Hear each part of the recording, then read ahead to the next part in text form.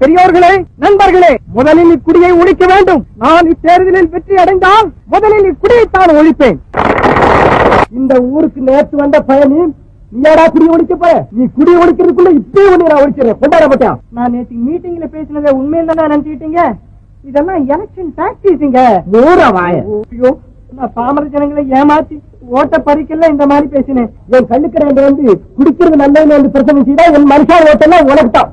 அதுக்கு நான் அப்படியே செய்யறேன். அப்ப வா போலாம். சகோதரர்களே, பெரியோர்களே, இக்குடியே இல்லாமற் போனால் கௌரவம் இல்லை. பெண் ஜாதி பிள்ளைகள் நம்மை பார்த்தால் நடுங்க போகிறதில்லை.